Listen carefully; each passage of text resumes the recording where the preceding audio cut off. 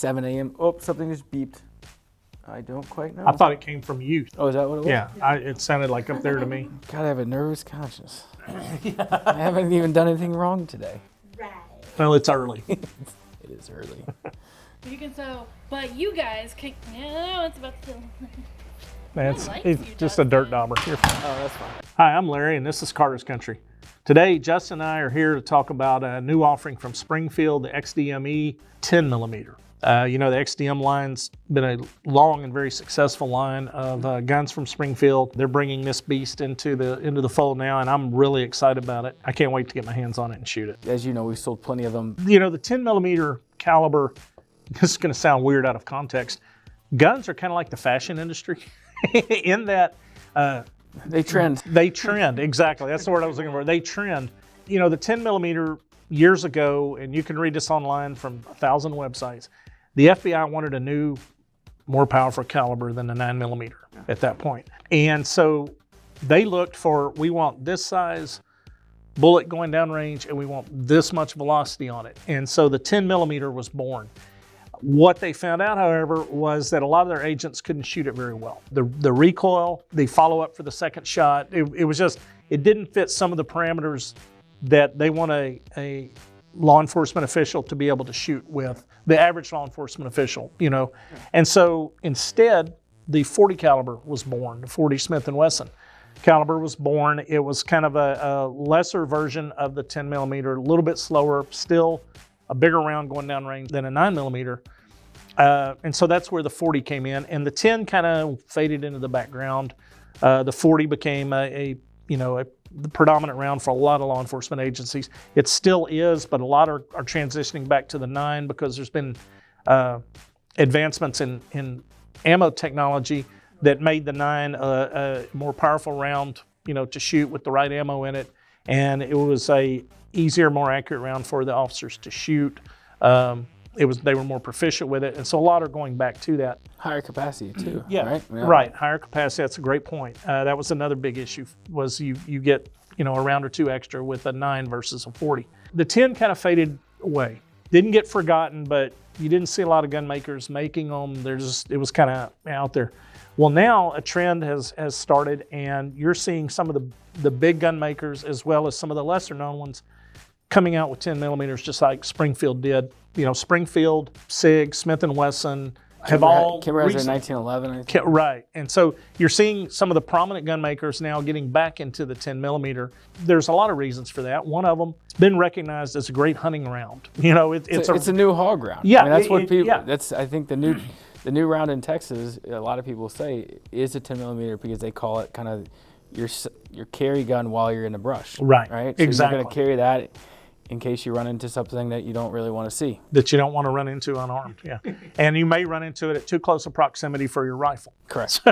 So yeah, the 10mm is definitely making a comeback. There's a lot of advantages to it besides just the raw power it can deliver. With it being a bigger round, a little bit bigger cartridge, you can load this 10mm round, and whether if you're a reloader or you can buy on the shelf, you can buy rounds all the way down as just about as docile as a 40.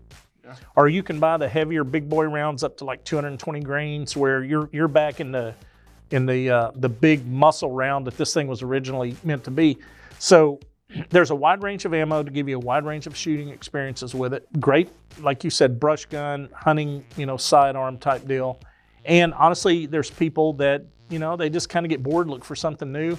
And here it is from Springfield and some other major manufacturers. I'm excited about it because I don't have a 10mm, and I want one.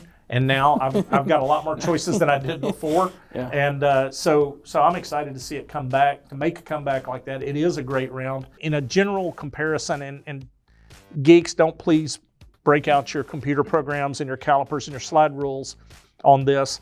But generally speaking, the general comparison you can make to the power of a 10mm loaded, to a potent capacity, the heavier rounds, the closest comparison is to a 357 Magnum. Just imagine you carrying this, and you've got the ballistic equivalent, near equivalent of a 357 Magnum, but you got 15 rounds, and it's semi-automatic. The revolver you're pulling the hammer back every time, or you've got the tougher trigger pull on double action.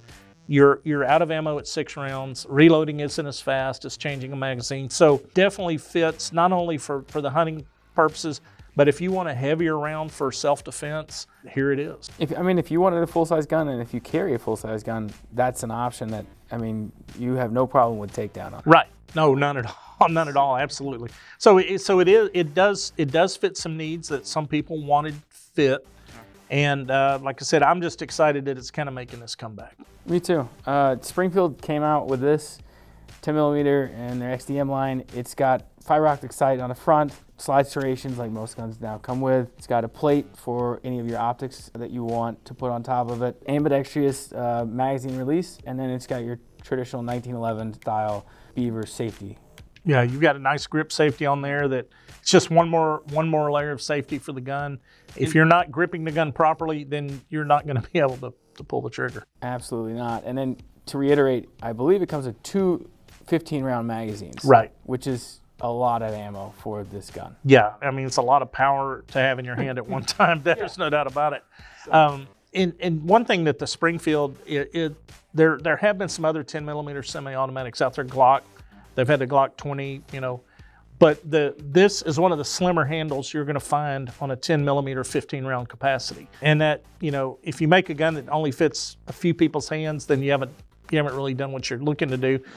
And I think to the acknowledgement that it's a pretty big gun. Most guns, when you get the interchangeable back grips, they'll come with the medium one installed. The Springfield comes with the small one installed.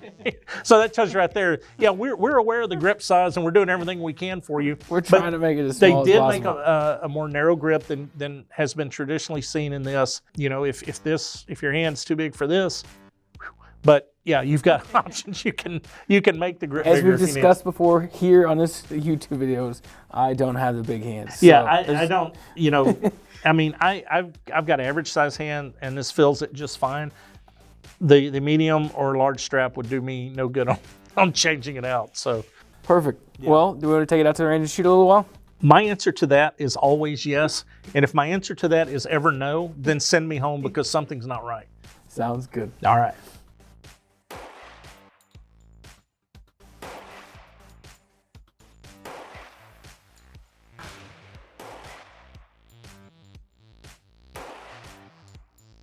Pretty sweet. Pretty solid. Yeah, I have to buy it.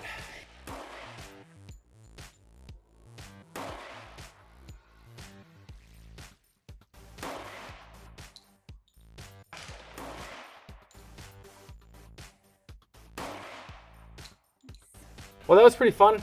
Definitely a heck of a gun.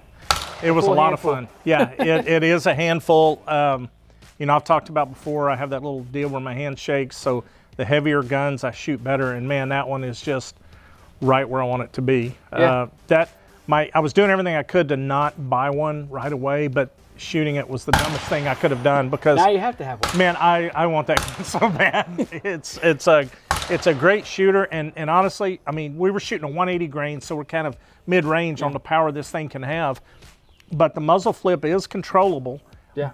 But it is a gun you're going to have a grip on. It may you have be even. To hold on to it. Yeah. It's not an option. I would say even maybe for a beginner, it may not be the best idea for the first gun caliber-wise. But I tell you what, knowing the power it delivers downrange, having now experienced it from a shooting standpoint, man, there's no reason not to. Yeah. No, I like shooting as well. Just as always, I've got to hold on tight.